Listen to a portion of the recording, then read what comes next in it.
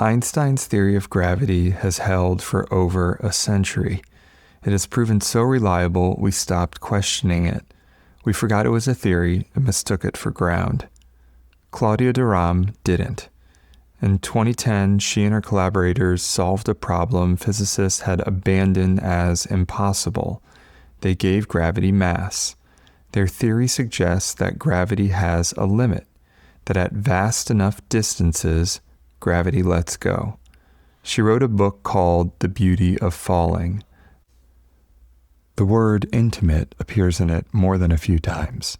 I needed to know why. Where do you start?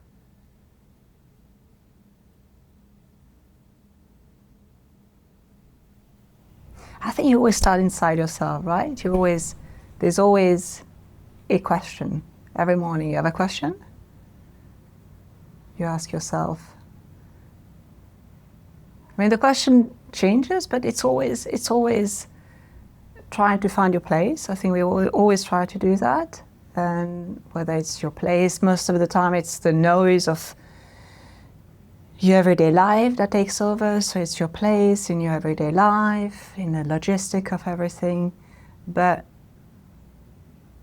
at the end, it's always, there's a question there in trying to find your place on Earth, your place in nature, and really where you start is a curiosity of where are you, where things belong, how to make sense of everything around you. So that's where I think that's where everybody starts. And where does that question come from? Why does each person have their own question?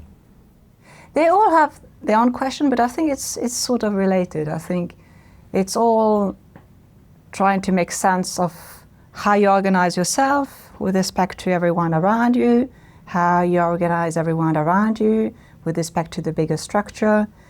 Where the question comes from, I think it's probably at the end of the day a survival instinct. We try to make sense of how where we are, how we get to everyday life.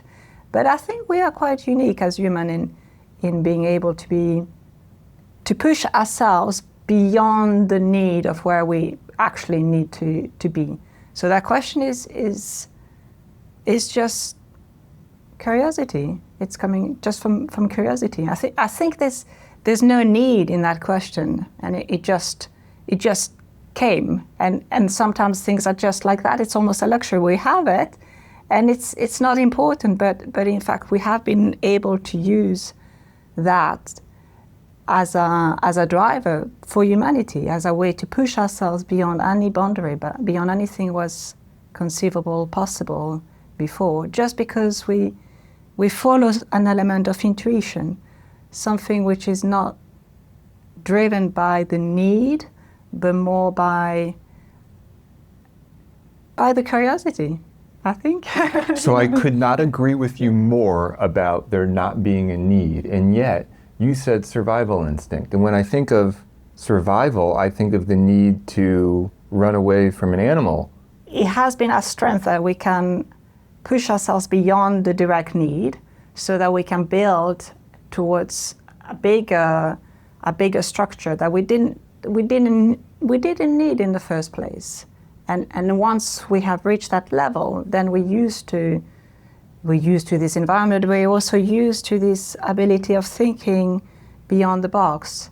And so then once we have that, we can use it as a way to set ourselves up in a way that we can escape much more.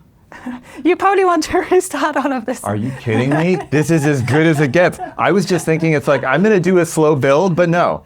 I'm going to go right into it with you. And so then my question becomes like, how do you practice a discipline that, from my estimation, is so much about meaning making at a time when it seems like humanity's survival is on closer edge than maybe it's ever been? A friend told me it's called the poly crisis. Yeah. Everywhere you look, there's something, and it doesn't matter where you fall, you're going to see that there's something going on. And yet your discipline, of course there's practical elements to it, but it's so much from, as I understand it, about how do we make sense of our place in the universe and thus of ourselves.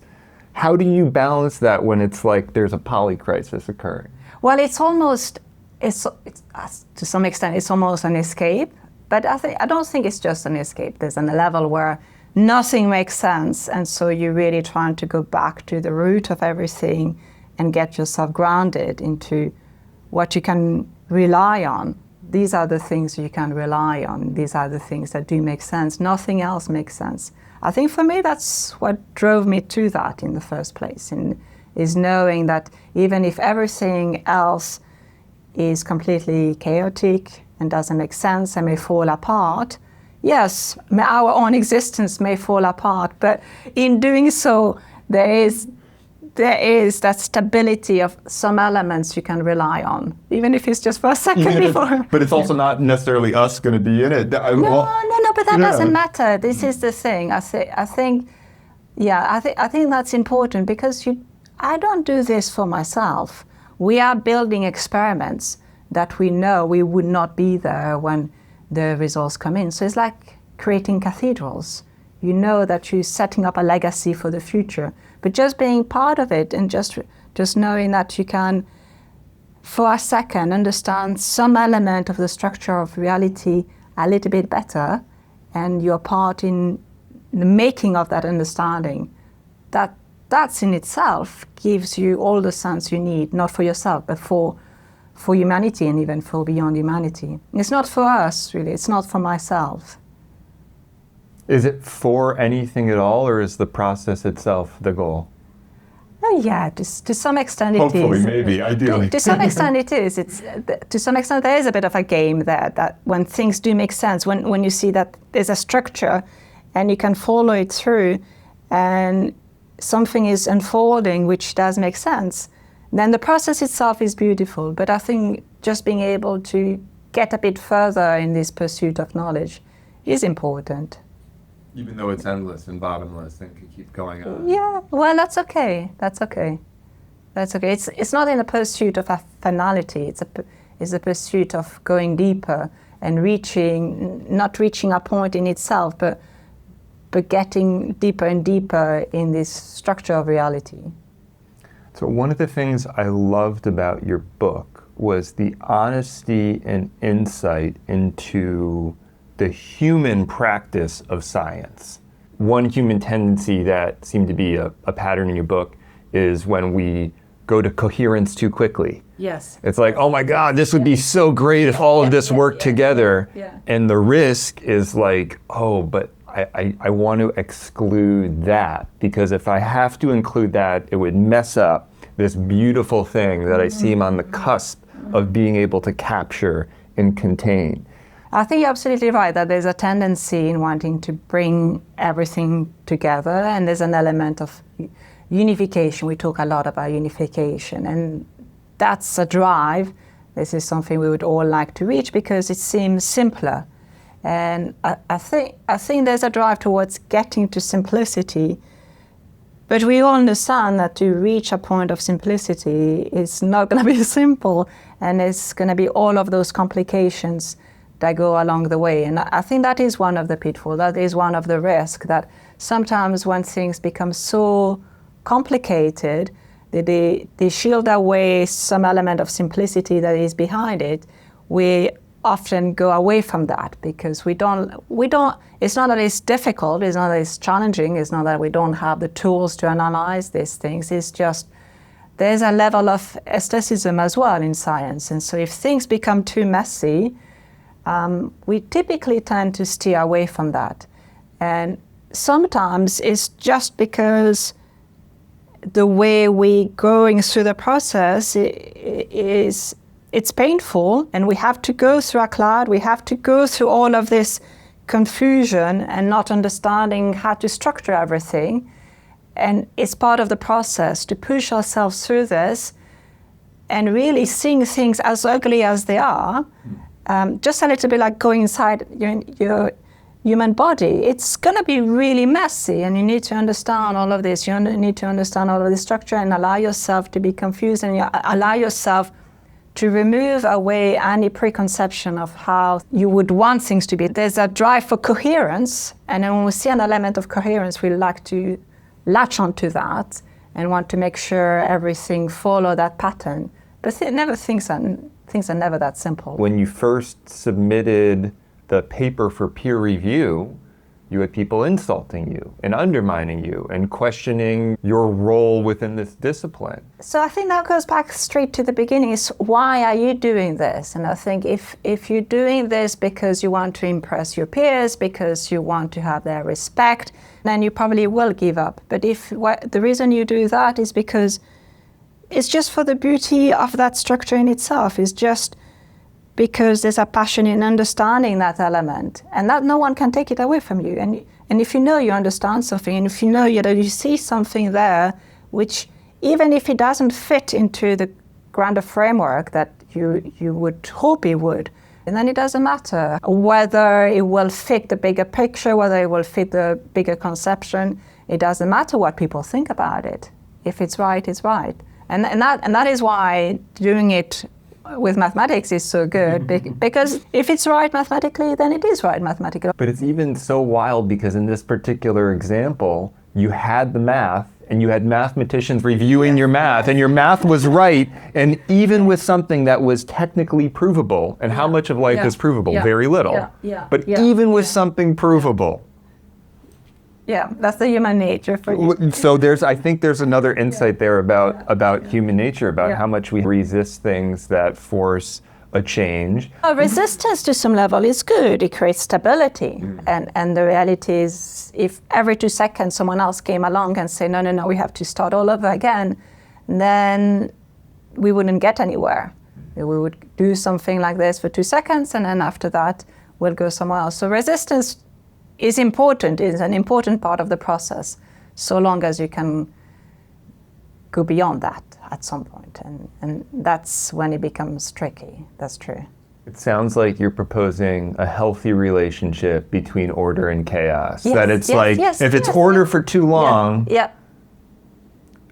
too much chaos, you don't get anywhere. That's right.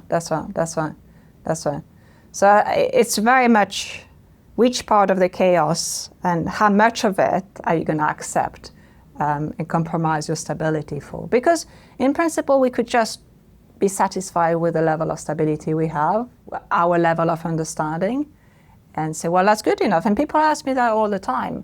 Well, we understand things well enough. Why do we need to push ourselves further?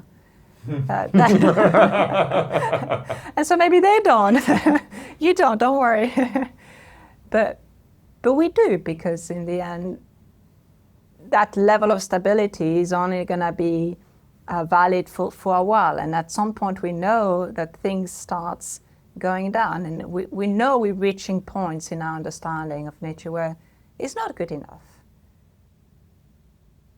How do you understand your willingness to compromise your own stability? Which is, I think it gets back to your question, which I think is another way of saying is like, what's your question? Yeah. And why is it leading you to compromise your stability? Yeah. And others around you, it sounds like. Yes. We're going to go very deep into psychology. But listen, it's all part of the same substance. And so, it's like... Well, there should be a level of amusement there still. I mean, it's not painless. Amusement can be totally destabilizing. Why not? Yes, it's not painless, but there's an element where if there's a level of excitation when you try to go beyond your boundaries, it's like, why would you ever go skydiving? Why would anyone ever do that? There's an element of thrill there where you push yourself beyond your boundary, and then you put yourself in a new state of mind. And so I think doing research is a little bit like this. You push yourself in an element of free fall. You push yourself in a place where you don't have the constraints that you have in your everyday life. It's unstable because you don't have all the structure that holds you and that keeps you in one place and keeps you grounded. But it also frees yourself, it frees your spirit, and it frees yourself to be able to push beyond what you want. But why would we do this is I think again, there's no why do we do this. I don't think it comes from a need per se. It's a gift that we have. It's a gift that we I think as humans accept some level of initial discomfort because we know, just because that's the way we are. But once you accept that initial level of discomfort, you can be in a place that there's a lot of passion, there's a lot of excitement, there's a lot of fulfillment. When you're working on theories and you're working on science, where do you need ground and where do you need free fall? Yeah, you need both. I think you need to set up some level of structure, some level of you being grounded with the elements first, so that then you can lift yourself if you want to be excited and just keep your intuition in free fall. But that doesn't just come like that. You can't just start with this because you don't know where you're going otherwise. So you need to, that's where constant work, going methodologically through all of the elements, understanding them, and you can challenge them, but you need to understand what happens when you challenge them. You need to challenge yourself when you do that. It's not just a one-way works. And you really need to do all of that continuous questioning and understanding for decades till you slowly build your own intuition, and then you can sort of lift yourself to a level where you can think about things more abstractly, you can separate yourself from some of the concept and let yourself in free fall. I think that's when it comes in. So, reading your book, the word intimate or intimacy jumped out like 4 or 5 times. Wow. I was not expecting that. I didn't realize. I bet you could look it up. I think there was 4 or 5 instances, so intimate. yeah. So, why is intimacy important to you? I think it's very intimate. You're really trying to understand the structure of reality. You're trying to take all the layers apart from nature itself to the point that it's completely naked. It's the most intimate thing that you can do to nature. And the fact is, it's actually revealing itself. It's coming out, and of course, it's shy, and it's sort of hides itself under layers and complications, but still sometimes it just pops out a layer and it peels out and you see something, and it's very pure. It's very, very pure, and it has its own beauty. I think that is the deepest level of intimacy that you can have. Is not about us, but it's about the structure of reality, its own intimacy. And we try to get deeper and deeper into that, but we're really trying to look deep into the soul of reality.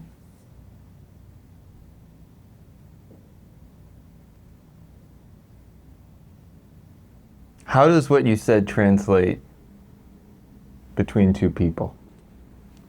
Oh yeah, it translates very well. How does it? Yes. Tell me. Yeah, I think for 2 people, it's like that as well. We all have all of these layers, and we protect ourselves in different ways. And the more you know someone, and the more you confine in someone, some of those layers just peel away, or with each other, you realize how to communicate in a way that goes beyond those different layers. And you're able to simply connect to a way where, and I think it's the same thing as what we discussed before, you have to have gone through understanding that person so well, then you get to the point where you don't even need to talk necessarily, you don't even need to use specific words, you're on the same page, and you sort of can communicate at a much higher level without the same need without even needing to see each other and hear each other or anything. And so then you're very intimate. It's funny because you can be much further away from one another, but still you're reaching a deep level of intimacy. So one of my favorite parts of the book was when you described the other two-body problem. Yeah. It's when you and your husband were living across the pond from one another. That's right. What you're describing is that at a point of sort of profound intimacy between two people, you don't need all the explicit, like, I'm here, you're here. It's like there's a communication that starts to get fostered at sort of a different intuitive level. I think that gets to a point, and I think that's true both at the emotional level and also in the way, because my husband is a physicist, also in the way we think about physics. And it's not like we think about physics in the same way, not at all. I think we're quite different in how we approach a problem. But it's the ability to understand the other person and how they will reach that problem before they even realize that they will get there. And so in some way we are there for each other in the thoughts themselves. He knows when I start thinking along a particular way, he will go in this direction, and he can set it up so that it makes sense, and I can do the same thing for him in a way that if I were just alone, or if he was just alone, it would be much more difficult to articulate those things. But sometimes it is true that when you know someone so well, then silence is okay. As I understand, one of your major contributions to the field, massive gravity, that gravity could have mass to it, right, or does have mass to it, as the theory understands it. The only way to be able to observe it or measure it is when there's enough distance between dense things. There's got to be enough space from it, because if I'm here, I'm going to absorb or affect in a place where there's a lot of space between things, very far away from here. Is where you can start to say, oh wait, there might actually be something here because there's sufficient distance. And I could not help but think of this distance between you and your husband. There was sufficient distance in a way that, oh, this is where we can start to feel things. So I don't think I had explicitly phrased it like that, but it's absolutely right. It's exactly like this. And it's as you say, sometimes you need to feel the absence to then realize precisely what is missing and how it connects, and what is it that you love, what is it that you're thriving for. But when you are, that is true in physics, but when you are in the middle of it all, there's so many different things going on, it's really hard to separate those things. So it's exactly like that. But this is also why I found that you wrote about intimacy in the book, and yet the discovery in the book that you're writing about is something that is so almost infinitely far away. Yeah, but that's where the element of intimacy really comes in, I think. That's if you're able to survive a long distance relationship and there's still something there, and you can be millions of light years, or you can be on the other side of the universe, and then there's still something there, then I think that's the most intimate thing you can do. And you don't even need to see each other, you are just connected. What are the implications of gravity having mass? What are the implications besides that? In physics. You answer however you want to answer. That's a very physics question all of a sudden.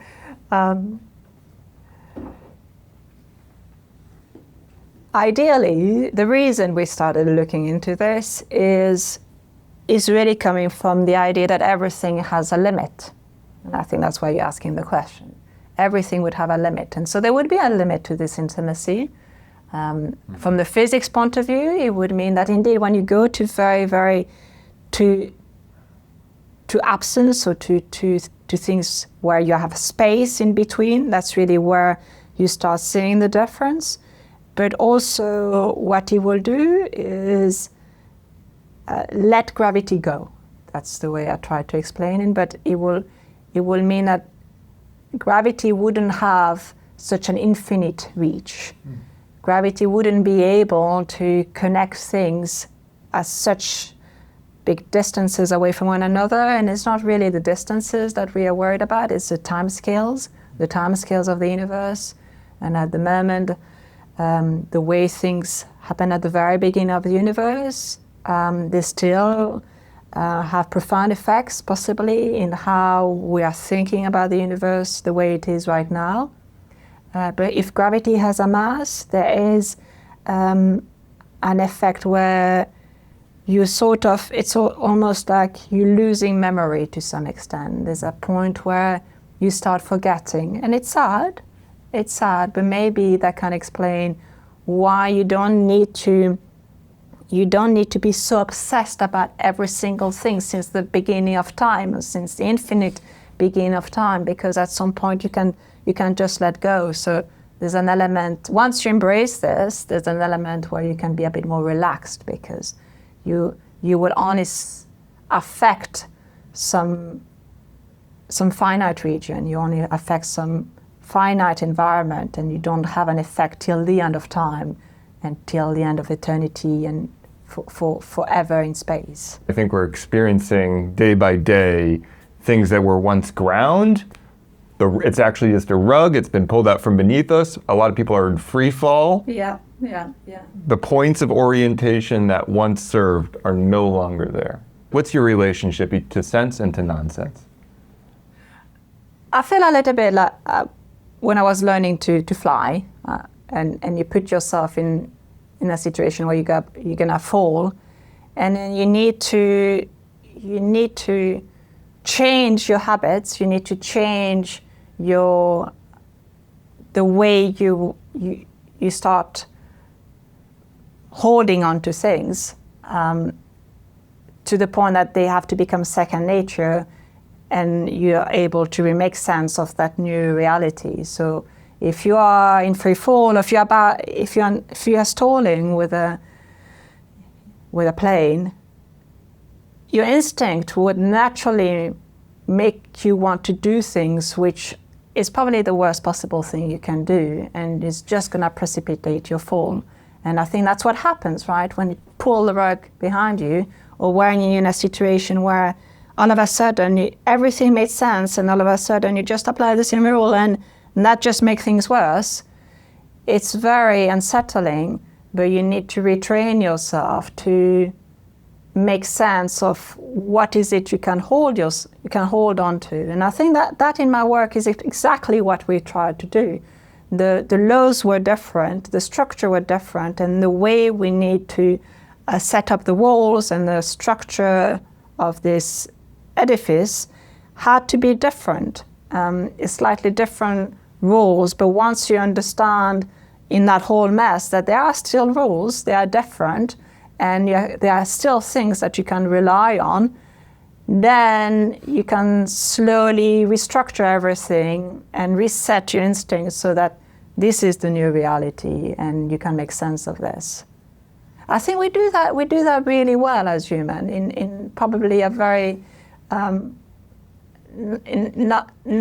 it's when we're in crisis, I think human renormalize things and you set up the new perception that this is the new norm now, and this is how we're going to do it, to the point that if you look at the kind of things we all said the kind of things we would do 20 years ago as compared to now, we are sometimes shocked that it was the norm. We used to be like this and we thought that was okay, and now it's quite different. And I'm not saying one is better than the other, maybe there is, but it's like that.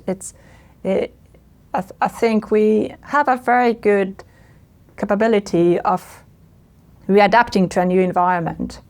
It's not painless, but we are very good at it. That just makes me think like a lot of the problems come that when we adapt, we forget it was an adaptation, yes. And we're like, okay, new ground. Yes, exactly. And it sounds like that's exactly what you were working on in physics, where it's like, okay, we got Einstein, great dude, did amazing things, but mistook an adaptation for ground. That's right, exactly.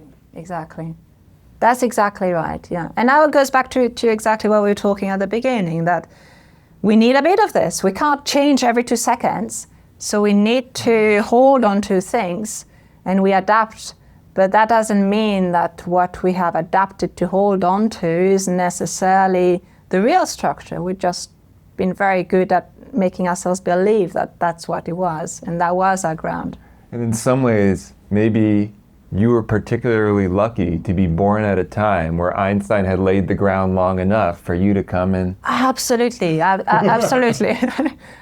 It never is the case that one single person by themselves just come up and things just materialize because of that person idea. It's always a common endeavor, and people need to be ready, the ideas need to be ready, the framework needs to be ready. It's not a single person work, it's a huge common endeavor. All of the language, the way we describe things, the way I just learned to see things is not, I never woke up one morning and decided, I'm going to describe gravity as a spin-to field, and I'm going to think of it of its transformational laws. We don't think of it like that, but there's decades and decades of different scientists that think about things and evolve ever so slightly and then adapt the language and the way we perceive and the way we explain things and the way we're able to finally describe it to a point that it's ready, just ready to adopt a new change. And what I'm hearing in that is, as you're saying, it's not an isolated event, this practice. It's the framework, it's the time, it's all the individuals. But in order for you to do what you did and what you do, you have to be so intimate with the full range of your circumstances.